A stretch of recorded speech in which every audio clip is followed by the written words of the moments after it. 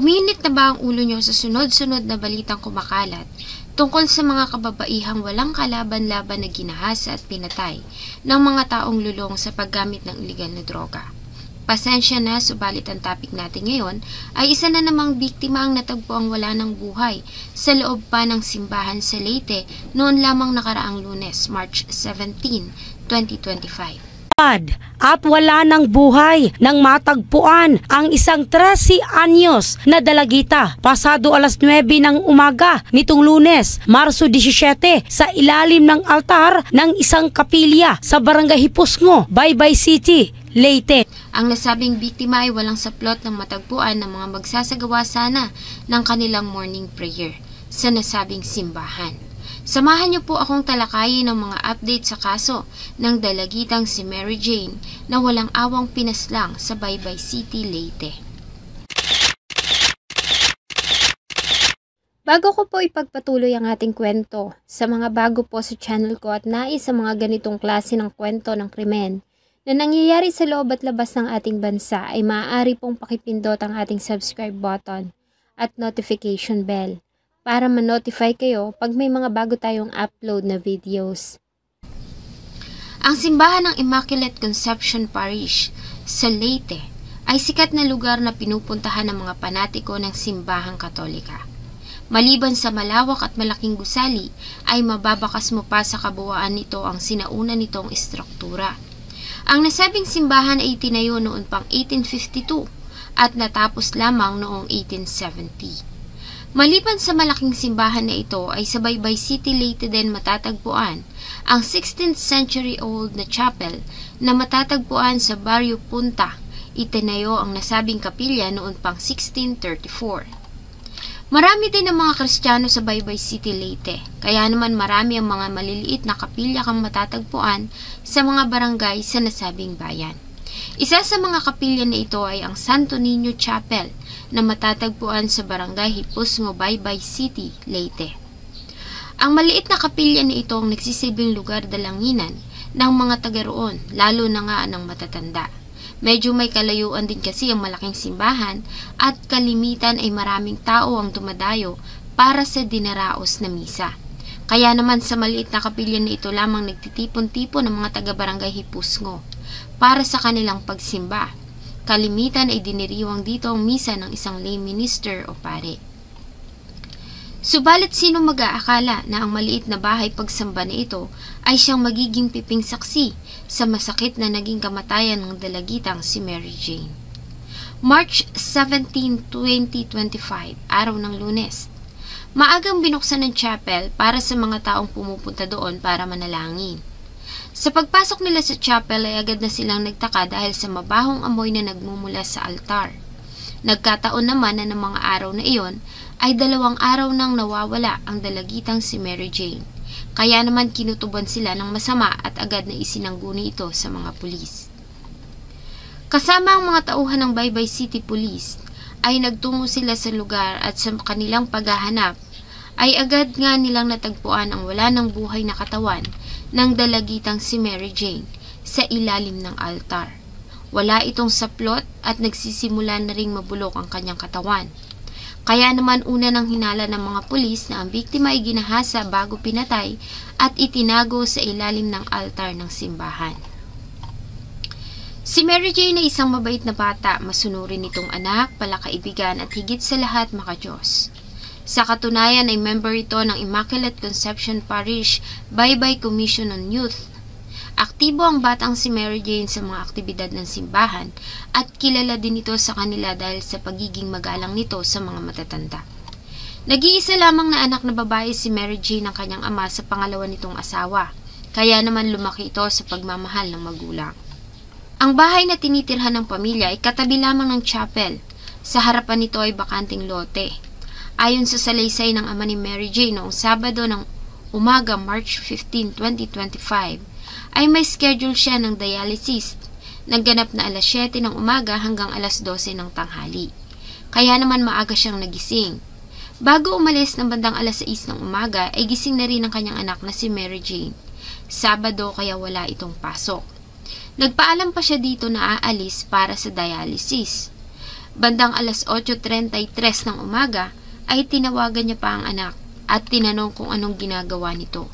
Sinabi naman sa kanya nito na naglalaba ito ng damit at nag-request pa na bumili siya ng manok sa Crispy King na kanilang uulamin sa tanghalian. Iyon na ang huling beses na nakausap niya ang anak. Pag-uwi niya ng tanghali ay hindi niya na ito nadatnan sa kanilang bahay. Nagtaka pa siya dahil sa hindi niya makontak ang cellphone nito. Nung Saturday ng umaga, schedule ko na dialysis, 7 to 12. So alas 6, umalis na ako. Nakahiga siya, sabi ko sa kanya, anak, ay sara mo yung pinto kasi alis na ako. Sige papa. Umalis ako. After mga 8:33, tinawagan ko siya. Iko na, anong ginagawa mo? Sabi, naglalaba ako pa. Sabi, at kumakain na ako. So, sige, sabi ko, pabili ka ng Crispy King. Ulam natin. Mga 12:30, wala tumakap. Wala na bata. Sa gym. O niya? May nagawa niya. Nilibot ko sa Paris. Diversyon, trade, yung mga barkada. Isa sa mga magandang ugali ni Mary Jane ay ang hindi pag-alis ng bahay nang hindi nagpapaalam sa ama. Kaya talaga namang nagtaka siya nang hindi niya ito datnan sa kanilang bahay. Sinubukan niya itong puntahan sa mga lugar na malimit itong puntahan sa tuwing maiinip sa kanilang bahay. Subalit hindi niya ito nakita. Habang dumadaan ang oras at lumalalim ang gabi, ay lalo nang kinabahan ng ama ni Mary Jane. Nagdesisyon na itong magpatulong sa mga kapwa niya tanod ng barangay. Siya kasi ang chief tanod doon. May mga CCTV camera sa paligid ng barangay Hipusngo. Nagbakasakali siya na baka makita roon kung saan ba nagpunta ang anak. Subalit nagkataon naman na ng mga araw na iyon ay inaayos ang CCTV camera sa barangay, kaya bigo sila na makita iyon. Kasama na ang mga barangay officials ay muli nilang hinanap si Mary Jane. Tinanong nila ang mga classmates nito, kaibigan, kamag-anak at mga kakilala. Subalit walang nakakaalam kung nasaan ito. Wala ding nakakita sa dalaga na umalis ng kanilang bahay, maliban sa nagpa-load ito sa tindahan na matatagpuan sa tapat ng simbahan. Kaya naman talagang palaisipan sa kanila ang biglang pagkawala nito. Ilang beses pa ngang nagpabalik-balik ang ama ni Mary Jane sa loob ng simbahan, na tila ba may naguudyok sa kanya na naroon ang kanyang anak. At di nga nagkamali ang kanyang kutob dahil natagpuan doon ang wala ng buhay na katawan ng kanyang mahal na bunso. Sa kanilang pag-iimbestiga ay una nang nakaagaw ng atensyon ng lahat ang biglang pagkawala ng caretaker at elektrisyan ng nasabing simbahan, ang 37 years old na si Francilet Sakay na residente din ng lugar.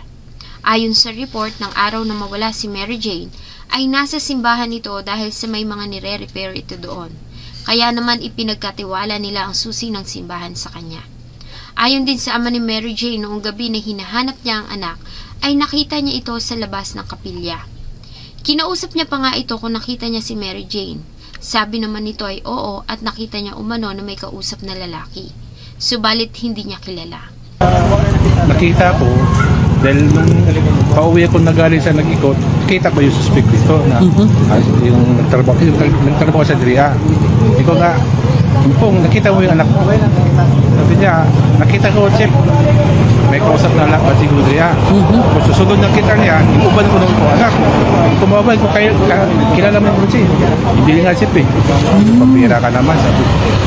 Agad na hinanap ng mga pulis si Francilet Sakay para tanungin, subalit hindi na nila ito natagpuan sa kanyang tinitirhan. Kasabay ng misteryosong pagkawala ng biktima ay bigla na lamang itong naglaho sa lugar at di nagsabi kung saan pupunta. Dahil dito ay nagkaroon ng kutob ang mga investigador na may kinalaman nito sa sinapit ng dalaga. Kaya naman agad nilang ikinasa ang isang malawakang manhunt operation laban sa noon ay tinuturing pa lamang nilang person of interest na si Francilet Sakay. Kabilang sa naging protocol ay ang pag-iimbestiga sa katauhan o background ng person of interest. At sa kanilang ginawang investigasyon ay ilan pang nakakabahalang impormasyon ang kanilang nalaman. Lumabas kasi sa record nito na ito ay 7 taon nang nakulong sa Cebu dahil sa kasong may kinalaman sa paggamit ng illegal na droga. Maliban dito, nalaman din nila na ito ay may pending na warrant of arrest sa kasong attempted rape na inilabas noon pang 2022 sa Mondragon, Samar. Nawala ang suspect sa Samar at nagtago at namalagi sa Baybay City, Leyte. March 18, 2025 ay kusang loob naman na sumuko ang suspect na si Francilet Sakay kasama ng mga kamag-anak nito sa Mondragon, Samar. Sa kanyang pagsuko ay isinerve sa kanya ng Mondragon Municipal Police sa ilalim ni Police Major Al-Shamir Hamin, ang Acting Chief of Police ng Mondragon, ang nasabing warrant of arrest. Kasabay nito ay agad silang nakipag-coordinate sa pamunuan ng Baybay City PNP. Sa pagkakaaresto kay Sakay ay nakuha sa kanya ang cellphone na pagmamay-ari ng biktima na si Mary Jane. Sa kanyang sinumpaang salaysay ay inamin ni Sakay ang ginawang pagpatay sa biktima. Ayon sa kanya ay may relasyon sila ni Mary Jane, subalit nakikipaghiwalay na umano ito sa kanya dahil sa nagagalit ito nang malaman na gumagamit siya ng iligal na droga. Ayon pa kay Sakay ay hindi niya pinilit ang biktima na pumasok sa simbahan. Kusa umano itong pumunta doon at may nangyari sa kanila. Subalit nang malaman niya na balak na nitong makipaghiwalay ay sinakal niya ito hanggang sa mawalan nito ng buhay. Binuhat niya pa umano ang wala ng buhay nitong katawan bago itinago sa ilalim ng altar ng simbahan. Ang pahayag na ito ni Sakay itinuligsa naman ng marami. Halata kasi na nagsisinungaling ito sa kanyang mga binitawang salita. Magandang bata si Mary Jane at marami ding mga kalalakihan sa kanyang edad ang humahanga sa kanya. Mailap din ito at hindi basta-basta nakikipag-usap sa mga kalalakihan. Maayos manamit at hindi ito mahilig sa mga kolorete sa katawan. At katakataka din na sino ba namang babae ang makikipaghiwalay na ay makikipagtalik pa sa kinamumuhiang karelasyon. Kaya naman naniniwala sila na nagsisinungaling ito at gumagawa lamang ng kwento para bigyan ng dahilan ang ginawa niyang kasalanan. Kung nakatakas siya sa batas noong una sa kasong attempted rape, sa pagkakataong ito ay pinangako ng Baybay City PNP na mananagot ito sa kanyang ginawa. Lubos namang nagdadalamhati ngayon ang pamilya na naulila ni Mary Jane, lalo na nga ang kanyang ama. Sa kabila ng pinagdaraanan nitong karamdaman ay dumagdag pa ang sakit na sa sinapit ng kanyang mahal na anak na si Mary Jane. Nakakapanlumo dahil wala nang pinipiling lugar ngayon ng mga kriminal, maging ang bahay dalanginan na tinuturing na banal at nakalaan sa panalangin ay hindi nila pinalagpas. Tanong mo ng marami, may ligtas pa bang lugar ngayon para sa mga kababaihan at mga musmos?